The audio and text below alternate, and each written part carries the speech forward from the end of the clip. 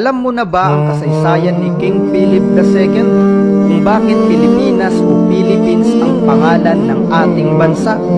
Kung isa ka nga sa hindi pa nakakaalam ng kwentong ito, huwag ka munang aalis at pakinggan natin ang kasaysayan ng pagdating ni King Philip II at kung bakit ngayon. Ang bansa na tinatawag ngayon na Pilipinas o Philippines ay itinatag ni King Philip II na nagmula sa bansang Spain at siya ang nagpalit ng pangalan ng ating bansa na kung tawagin ay Philippines. At maraming usap-usapan na ang ibig sabihin ng Philippines ay alipin ni King Philip at usap-usapan din na ang pangalan noon ng bansang Pilipinas ay Maharlika na pinamumunuan ng mga rahas, datus at ng mga sultan. At alam nyo ba na ang mga nabanggit nating mga pangalan ay matatagpuan lamang sa pangalan ng mga Muslim? Katulad ni Raha Sulaiman, Datu Akadir, Sultan Kudarat, Raha Matanda, Datu Puti, at Datu Khalif o mas kilalang Lapu-Lapu at ang iba pang mga rahas, datus at sultan na kung saan sila ang dahilan kung bakit hanggang sa kasulukuyang panahon ay may mga Muslim pa sa bansang Pilipinas. Gaano ba ito katotoo? Ngayon nga ay aalamin natin at dumako tayo sa mga Kastila upang matuklasan kung bakit may nananatili pa ring mga Muslim sa bansang Pilipinas.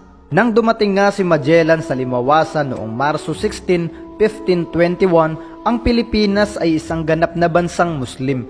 Dahil 144 years na ang relihiyong Islam sa bansang Pilipinas bago pa dumating ang mga Kastila na nagdala ng mga karahasan. Ang Pilipinas ay isang bansang sumasamba sa nag-iisang tunay na Diyos na si Allah.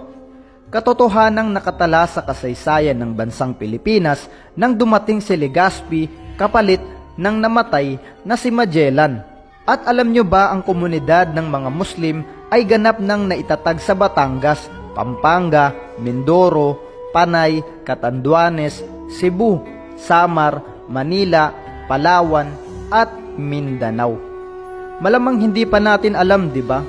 Ngayon, dahil sa matagal na pamamalagi ng mga Kastila sa bansang Maharlika ay pilit na pinalitan ng mga dayuhan o mga Kastila ang pangalan at apelyido ng mga katutubo sa wikang Kastila upang ang mga Pilipino ay maging isa sa kanila at mabago ang kanilang mga orihinal na pangalan, mga kultura, relihiyon, ari-arian at kasaysayan. Pilit na binago o pinalitan ng mga Kastila para lamang sa imahe ng kalakasan at pagpapalaganap ng kanilang batas at ng Kristyanismo sa bansang Maharlika. Katulad ng sinabi ng ating Pangulo, kapag hindi ka sumunod at sumamba sa paniniwala ng mga Kastila ay paparusahan ka o di kaya naman ay papahubarin ka sa kalsada habang pinapalo ng latigo. Dahil bago pa sakupin ng mga Kastila ang bansang Maharlika ay pinamumugaran ng mga katutubong Muslim ang bansang Pilipinas tulad ni Raha Sulaiman ng Luzon, Datu Lapu-Lapu ng Visayas at Sultan Kudarat naman ng Mindanao na lumaban at nagbuwis ng buhay para lamang maipagtanggol ang kanilang mga kababayang Muslim. Kaya iniisip mo kung bakit may mga Muslim sa Pilipinas dahil nga sa mga Muslim na bayaning ito na lumaban at nagtanggol sa bansa laban sa mga dayuhang Kastila at ang orihinal na pangalan ng bansang Pilipinas noon ay Maharlika na kung saan ang bansang Maharlika ay pinalitan ni King Philip II ng Philippines. Pero kapatid, paano nagkaroon ng Muslim sa Pilipinas nung hindi pa dumating ang mga Kristyanismong Kastila? Yan ang madalas na tanong sa ating mga sarili. Dahil nga sa pamamagitan ni Sharif Makdum, ang Arabong misyonaryo na lumapag sa Sulu noong ika-13 siglo at nagpalaganap ng Islam sa ating bansa. At kung hindi mo pa nga napanood ang nakaraan nating video, panoorin mo muna upang hindi ka malamangan ng iba sa kaalaman. Ngayon, dumako tayo sa Maharlika. Ano ang ibig sabihin nito at saan galing ang salitang Maharlika? Ang salitang Maharlika ay galing sa wikang Malay na ibig sabihin sa wikang Tagalog ay kapayapaan, at ang orihinal na pangalan ng Manila noon bago tayo sakupin ng mga Kastila ay Amanillah. Ngayon itatanong natin kung saan galing ang salitang Amanillah. Ang salitang Amanillah ay galing sa wikang Muslim o wikang Arabic na ibig sabihin sa wikang Tagalog, naway ang Allah ay protektahan ka. Dahil ang Manila noon o mas kilala ngayon sa tawag na Manila ay pinamumunuan noon ng isang matapang na Muslim na si Raha Sulaiman, na matapang na pinagtanggol ang lungsod ng Maynila laban sa mga Kastila kapalit ang kanyang buhay. At ang salitang Subo naman o Cebu ay galing rin sa wikang Muslim na ibig sabihin sa wikang Tagalog ay bukang liwayway. At ang Cebu noon ay pinamumunuan naman ng isang napakatapang na pinunong Muslim na si Dato Caliph Pulaka o mas kilala ngayon sa pangalan na Dato Lapu-Lapu. At dugot pawis ang inalay niya para lamang madepensahan ang isla ng Mactan at Cebu sa mga dayuhang Kastila. At ang Jawi-Jawi naman o mas kilala ngayon sa tawag na Tawi-Tawi ay isang salitang Malay na ibig sabihin naman sa wikang Tagalog ay malayong malayo. Dahil ang Tawi-Tawi at ang buong Mindanao noon ay pinamumunuan ng iba't ibang mga Muslim datu at sultan na galing sa iba't ibang mga tribo sa Mindanao. Tulad ni Sultan Kudarat, Dato Akadir, Dato Taupan, Dato Ali at iba pa. At ano nga ba ang ibig sabihin ng bathala na kadalasan nating naririnig sa mga kanta o sa mga katutubo kapag nananalangin sila?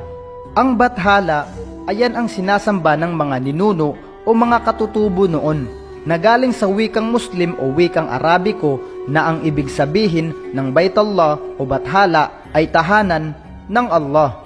Kaya ang Maharlika ang tunay na pangalan ng bansang Pilipinas at hindi Philippines, dahil ang Philippines ay nagmula sa mga Kastila at hindi galing sa ating mga ninuno, at ang salitang Philippines ang nagpapaalala sa pang-aapi ng mga Kastila sa mga Pilipino at Pilipina, kung kaya't tinawag tayong Pilipino at Pilipina.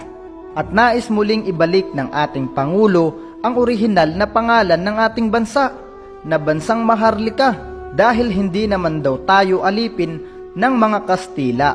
At ayan din ang mga dahilan kung bakit hindi tinatanggap ng mga Muslim sa Pilipinas ang maging isa sa mga tinatawag na Pilipino at Pilipina. At kahit si Pangulong Duterte ay hindi niya rin tanggap na tawagin siyang isang Pilipino at tawagin ang ating bansa na Pilipinas, sapagkat nga ito'y nagmula sa mga mananakop na Kastila at hindi galing sa ating mga ninuno. At sa kasamaang palad, ni minsan ay hindi ito itinuro ng mga mahal nating kaguruan sa mga eskwelahan, katulad ng mga nabanggit sa itaas. Noong panahon ng mga mananakop ay binura nila ang kasaysayan sa isip ng mga Pilipino. Kasama na dito ang pangalan ng bansang Maharlika at ang orihinal na relihiyon ng bansa. At ang mga kamusliman lamang sa bansang Pilipinas ang nakakaalam sa tunay na kasaysayan ng kanilang mga ninuno, sapagkat ang mga Muslim sa ating bansa ay hindi kasama sa mga nasakop ng mga dayuhang Kastila, katulad nila Sultan Kudarat, Dato Lapu-Lapu, Raha Sulaiman at iba pa, na alam naman nating nakipagdigma sila laban sa mga dayuhang ito.